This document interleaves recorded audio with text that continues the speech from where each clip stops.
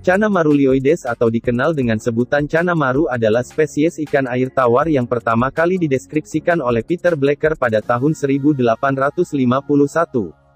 Diyakini jika spesies ikan ini memiliki banyak sekali subspesies. Namun hingga saat ini belum satu pun subspesies yang terdeskripsi oleh para ahli, sedangkan bagi para penghobis atau kiper lebih lumrah menyebut aneka jenis maru ini semacam lokaliti saja, sesuai habitat di mana ikan ini diperoleh. Penamaan Marulioides sendiri mengacu pada spesies lain yaitu Channa marulius. Secara harfiah Marulioides diartikan sebagai mirip Marulius. Bagi masyarakat terutama daerah Kalimantan banyak menyebut atau menamakan spesies ini sebagai toman bunga. Karena gabus ini memiliki corak pada punggung seperti ikan toman atau Channa micropletus. Yang membedakan dan membuat unik spesies ini dibanding Channa yang lain adalah adanya sisik unik berwarna hitam dengan pinggiran berwarna putih keperakan. Sisik inilah yang disebut sebagai bunga. Keberadaan sisik unik ini cukup menarik perhatian para Channa lovers. Dulu para penghobis hanya memperhatikan progres atau mutasi warna pada Channa maru. Tapi lambat laun, para kiper mulai menyadari bahwa tantangan utama dalam memelihara atau memprogres ikan Channa maru bukan hanya sekedar menaikkan warna, tetapi bagaimana cara menumbuhkan atau menimbulkan sisik bunga. Bahkan diakui, menumbuhkan sisik bunga jauh lebih sulit ketimbang menaikkan warna pada Channa maru. Hingga saat ini belum ada kajian ilmiah mengenai sisik unik pada jenis Channa ini. Semua kesimpulan yang muncul mengenai sisik bunga ini hanya sebatas logika dan asumsi para keepers tanpa landasan ilmiah yang valid. Dan berikut 7 teori konspirasi mengenai bunga Channa maru yang dipercaya oleh para keeper. Simak video ini hingga selesai. Jika sudah, berikan pendapat Anda pada kolom komentar.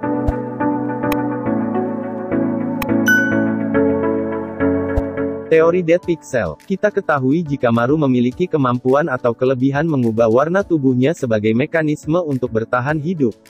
Ikan ini dapat berubah warna ketika sedang berburu atau ketika melarikan diri dari pemangsa.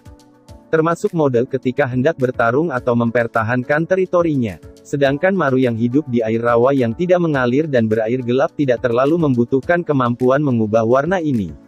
Lambat laun kemampuan mengubah sisik pada ikan ini menjadi melemah dan mati. Sisik inilah yang akhirnya menjadi bunga. Setidaknya begitulah teori dari Dead Pixel. Teori pH air. pH air yang karena hal tertentu dapat menyebabkan sisik menjadi rusak. Habitat asli Channa maru adalah rawa gambut di mana pH air sangat rendah berkisar 3-4 saja. Air yang tergolong asam ini lama-kelamaan dipercaya dapat merusak sisik ikan hingga terciptalah bunga.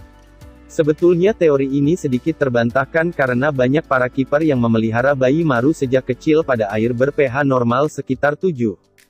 Namun, sisik bunga tetap muncul ketika maru sudah dewasa. Teori protein. Ada yang menyebutkan bunga muncul karena maru mengkonsumsi protein tinggi. Atau beranggapan jika ingin menumbuhkan bunga, maka maru harus diberikan pakan berprotein tinggi. Sisik bunga yang dominan berwarna hitam bisa dianggap berupa sel melanovora yang mengandung zat warna melanin, di mana sel pigmen ini menghasilkan warna hitam. Penelitian menunjukkan jika pigmen melanin memang dapat bekerja lebih maksimal dengan bantuan asupan protein. Meski berkaitan, namun tentu saja tidak ada penelitian yang menyebutkan secara eksplisit jika sisik bunga muncul karena pakan berprotein tinggi. Teori teritorial. Channa maru merupakan jenis ikan teritorial. Ada yang menyebutkan jika sisik bunga ini bertujuan untuk menunjukkan dominasi individu terhadap individu lainnya dalam suatu area di habitatnya. Disebutkan jika maru yang memiliki bunga paling banyak maka ia yang menjadi penguasa di daerah itu. Maru-maru yang lain akan menjauh atau mencari area lainnya. Teori display. Bukan rahasia umum jika banyak binatang yang memperlihatkan kelebihan fisiknya untuk memikat lawan jenis.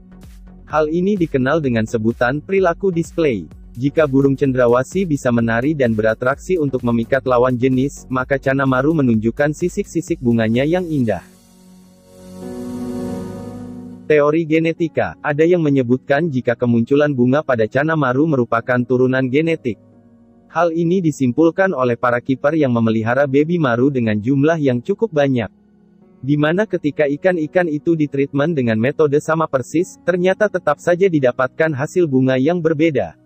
Ada maru yang memiliki sedikit bunga namun ada juga maru yang memiliki banyak sisik bunga.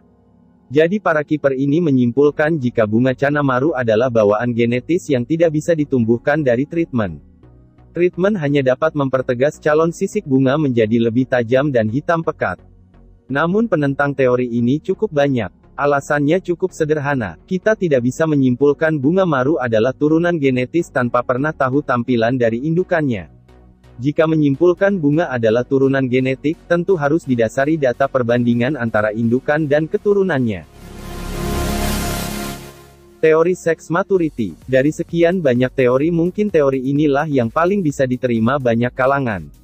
Bunga menunjukkan tingkat sex maturity pada ikan. Tentu saja teori semacam ini bisa dibenarkan karena tidak ada baby maru yang memiliki sisik bunga terkecuali maru yang telah dewasa.